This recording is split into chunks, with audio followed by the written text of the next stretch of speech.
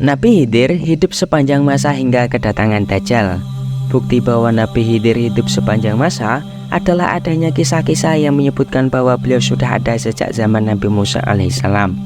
Beliau juga pernah bertemu langsung dengan Rasulullah SAW, bahkan pernah berguru ilmu fikih kepada Imam Abu Hanifah. Adapun faktor yang melatar belakangi Nabi Khidir bisa mempunyai umur panjang atau hidup sepanjang masa adalah disebabkan meminum suatu air, yakni air kehidupan atau ma'ul haya. Menurut kisah riwayat Ibnu Asakir, Nabi Khidir melakukan perjalanan panjang dengan The Alexander Agung, sang kaisar yang mampu menyatukan bumi barat dan bumi timur. Perjalanan ini dimaksudkan untuk mencari air kehidupan.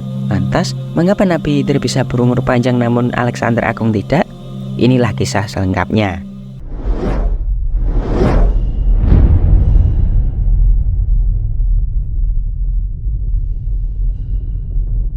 Assalamualaikum warahmatullahi wabarakatuh. Bismillahirrahmanirrahim. Halo teman-teman. Alkisah pada zaman dahulu, sekitar tahun 322 sebelum Masehi, tersebutlah seorang raja muslim yang memiliki tabiat baik, senang melakukan kebaikan, dan selalu menekankan makna dan pentingnya menerapkan suatu keadilan dan kebijaksanaan. Raja tersebut bernama Iskandar Zulkarnain, yang bergelar The Great Alexander atau Alexander yang Agung. Gelar itu diberikan kepadanya berkaitan dengan prestasinya sebagai seorang kaisar yang konon dalam sejarahnya mampu menaklukkan dunia barat dan timur. Beliau sangat terkenal, rakyatnya menaruh rasa hormat dan patuh kepadanya. Beliau sangat disegani dan ditakuti oleh banyak orang di seluruh dunia pada zamannya. Meskipun demikian, posisi dan kejayaan yang mampu dia capai tidak kemudian menjadikan dirinya sebagai seorang yang sombong dan congkak. Beliau justru menjadi salah satu contoh raja yang gagah dan berhati mulia, menjalankan kepemimpinan dengan keadilan dan kebijaksanaan berdasarkan rasa keimanan dan ketakwaan kepada Allah Subhanahu wa Ta'ala. Diketahui pula, Raja Zulkarnain memiliki seorang sahabat dekat yang berasal dari jenis malaikat. Namanya adalah malaikat Rofail. Suatu ketika, sang raja bertanya kepada Rofail, "Sahabatku, ceritakanlah dong bagaimana dan sampai di mana ibadah malaikat itu." Ibadah manusia belumlah seberapa jika dibandingkan dengan malaikat. Sebab malaikat beribadah tanpa henti. Malaikat beribadah sambil berdiri, tidak pernah duduk sejak diciptakan hingga hari kiamat. Ada yang beribadah sambil rukuk sejak diciptakan hingga hari kiamat. Ada malaikat yang beribadah sambil sujud, yang hanya menjawab salam Nabi Muhammad SAW pada malam Mi'raj. Ada juga yang terus-menerus bertasbih sejak diciptakan hingga hari kiamat. Meskipun demikian, mereka menganggap ibadahnya belum seharusnya seperti ini. Setelah Raja Zulkarnain mendengar jawaban Rofail, ia menangis sembari berkata, "Wahai sahabatku, sungguh besar keinginanku untuk memperoleh umur panjang agar dapat beribadah dengan sempurna dan mencapai derajat hakul ibadah. Benarkah?" Tanya malaikat Rofail. "Ya, kalau begitu ketahuilah bahwa di bumi Allah ini ada sumur yang disebut Ma'ul Haya. Orang yang pernah meneguk airnya walaupun hanya sedikit akan hidup sampai hari kiamat, kecuali jika ia sendiri memohon langsung agar dimatikan oleh Allah Subhanahu wa Ta'ala. Tahukah kamu letak sumur itu?" tanya Raja Zulkarnain. "Aku tidak mengetahuinya.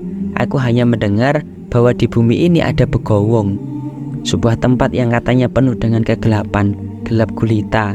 Tempat ini belum pernah disinggahi atau terjamah oleh jin maupun manusia. Menurutku disitulah sumur itu berada," tegas Rofail. Dengan semangat dan optimisme yang tinggi, Raja Zulkarnain pun segera memanggil para ulama dan para pakar sejarah untuk mencari tahu keberadaan atau letak sumur itu. Dari beberapa ulama yang didatangkan, tak satu pun dari mereka yang mampu memprediksi atau mengetahui keberadaan sumur yang dimaksud. Namun, salah satu di antara mereka berspekulasi dan mengatakan bahwa keberadaan sumur itu berdasarkan petunjuk dalam buku wasiat nenek moyangnya, yaitu Adam alaihissalam. Menurut wasiat Nabi Adam, sumur tersebut terletak di sekitar Matoli Osamsi, yaitu sebuah tempat terbitnya matahari di daerah timur dunia. Berbekal keyakinan yang kuat, akhirnya Raja Zulkarnain pun memutuskan untuk segera berangkat bersama Mahapatihnya, Khidir, dan mengikut sertakan para prajurit pilihannya yang berjumlah kurang lebih 6.000 orang. Beberapa sumber menyebutkan di antara ribuan prajurit yang terlibat dalam pencarian itu, di antaranya adalah para cendekiawan dan para tukang cambuk. Sang raja memfasilitasi pencarian tersebut dengan 1000 ekor kuda. Rombongan besar ini pun tiba di tempat yang dimaksud, yakni Begowong. Perjalanan yang mereka tempuh ternyata memakan waktu yang tidak sebentar, yakni 12 tahun lamanya. Sungguh sebuah perjalanan yang jauh dan melelahkan. Oleh kebanyakan orang, perjalanan sang raja itu disebut-sebut sebagai perjalanan menuju tepi dunia.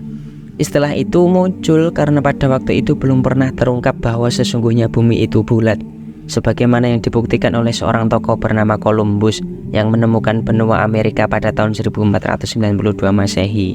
Sesampainya di Begowongan, persis seperti yang dijelaskan oleh Rafael, keadaan di tempat itu benar-benar tidak menentu, gelap gulita, setitik pun tak ada cahaya yang bisa ditangkap oleh mata. Gelapnya tempat itu membuat keadaan sekitarnya menjadi sama sekali tidak terjangkau. Tak satu pun di antara mereka yang bisa menemukan sumur yang dicari. Sementara, menurut sebuah keterangan, kondisi gelap pada waktu itu hanya serupa gelap yang diselimuti asap tebal, bukan gelap layaknya pada malam hari. Menghadapi keadaan semacam itu, para prajurit sangat mengkhawatirkan keadaan sang raja. Karena itu, mereka menyarankan agar sang raja tidak masuk ke dalam Begowongan.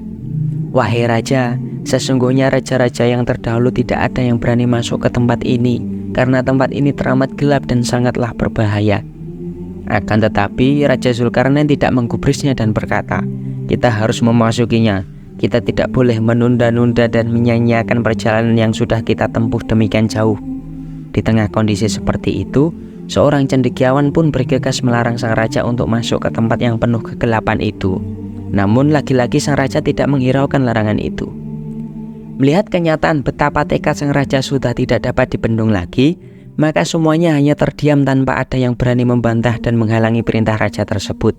Apalagi beliau memang terkenal sebagai seorang yang sangat pemberani dan gagah, sehingga disegani di dunia barat dan timur. Sebelum masuk, raja berkata kepada semua pengikutnya, diamlah kalian di tempat ini selama 12 tahun.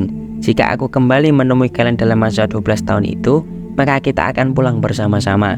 Namun, jika aku tidak kembali selama itu, maka kalian boleh kembali dan pulanglah ke negeri kalian. Lalu, sang raja beralih pada Rafael dan bertanya, jika kita melewati tempat yang gelap ini, apakah kita bisa melihat prajurit dan yang lainnya? Malaikat Rafael pun menjawab, keadaan yang demikian gelap semacam ini tentu akan membuat semuanya menjadi tidak kelihatan. Akan tetapi, aku membekali kalian sebuah mutiara yang nantinya dapat dijadikan isyarat. Jika mutiara itu diangkat ke atas bumi, maka ia dapat mengeluarkan sebuah bunyi, mampu menjerit dengan suara yang keras, sehingga hal itu dapat menjadi tanda bagi siapapun yang tersesat untuk kembali kepada kalian. Akhirnya, sang raja mulai memasuki tempat tersebut didampingi oleh Khidir. Mereka berjalan ke arah yang dimaksud dan masih diiringi oleh para prajurit yang ada di belakangnya. Pada saat mereka berjalan, pada waktu itu pula Allah Subhanahu wa Ta'ala menurunkan wahyu kepada Nabi Khidir bahwa sesungguhnya Ma'ul Hayah, air kehidupan itu berada di sebelah kanan jurang, dan sesungguhnya air itu memang dia peruntukkan bagi Nabi Khidir.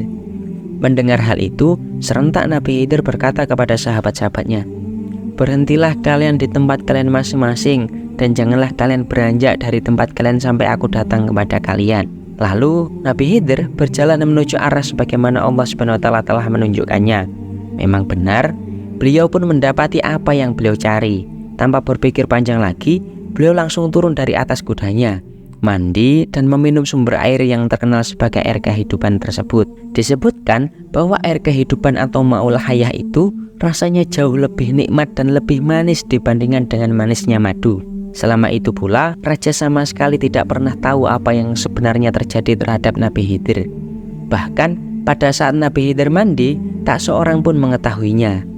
Sampai akhirnya beliau pun kembali ke sisi sang raja tanpa bercerita apa-apa. Sementara itu Raja Iskandar sendiri berkeliling di dalam tempat yang gelap itu selama 40 hari. Sampai tiba suatu ketika beliau melihat sinar yang menyerupai kilat, yang membuat tampak di mata sang raja bahwa tanah yang dipijak adalah bumi yang berpasir merah.